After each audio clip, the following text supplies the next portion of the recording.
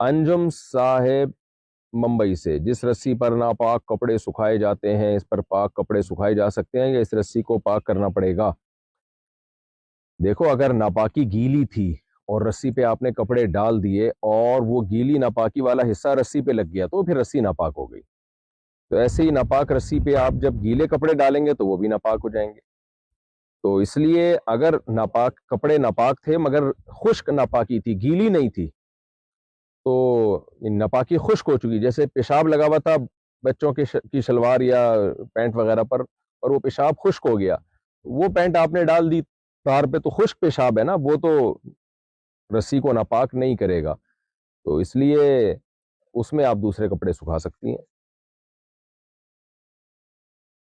پچھلے 4-5 سالوں کی زکوٰۃ ایک سال کیسے نکالے ہیں؟ سالوں کی زکوٰۃ بھی نکلتی ہے آپ کے ماشاءاللہ. 40 سالے پہ ایک سالہ.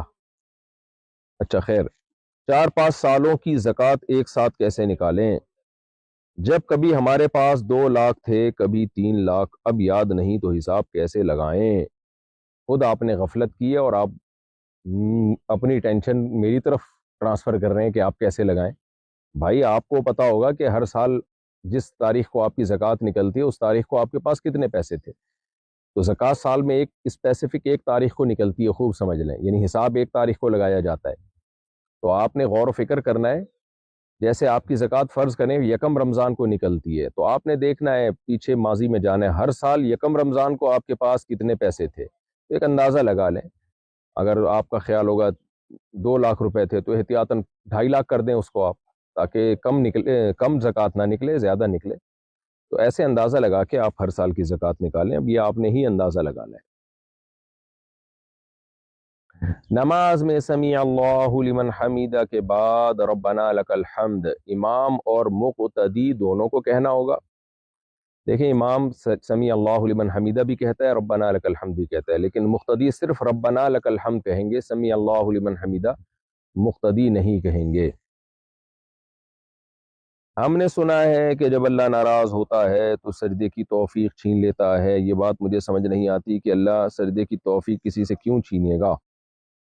آپ اس بحث میں نہ جائیں کہ سجدے کی توفیق چھینتا ہے کہ نہیں چھینتا. آپ جا کے سجدہ کر لیا کریں، جب نماز کا ٹائم ہو نماز پڑھ لیا کریں بس.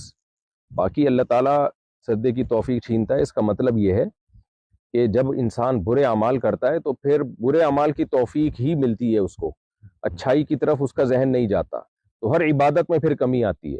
اور جب عبادت کی طرف چلتا ہے تو پھر برائیوں سے بچنے کی توفیق ملتی ہے، پھر ہر آنے والا دن اس کا بہتر سے بہتر ہوتا چلا جاتا ہے. تو انسان کبھی ایک اسٹیج پہ نہیں ہوتا، یا تو اچھائی کی طرف جا رہا ہوتا ہے یا برائی کی طرف جا رہا ہوتا ہے، یعنی اچھائی کی طرف ترقی کر رہا ہوتا ہے یا برائی میں ترقی کر رہا ہوتا ہے. ایک جیسی حالت نہیں رہتی. اسی کو کہتے ہیں ایمان یا تو گھٹتا ہے یا بڑھتا ہے، درمیان میں نہیں رہتا ایمان. صرف فرشتوں کا ایمان ایک جگہ اسٹیبل ہوتا ہے اور انبیاء کا ایمان روز بروز بڑھتا ہے. باقی جو لوگ ہیں، عام لوگ ہیں، ان کا ایمان یا تو نیچے جا رہا ہے یا اوپر جا رہا ہے اس کا گراف.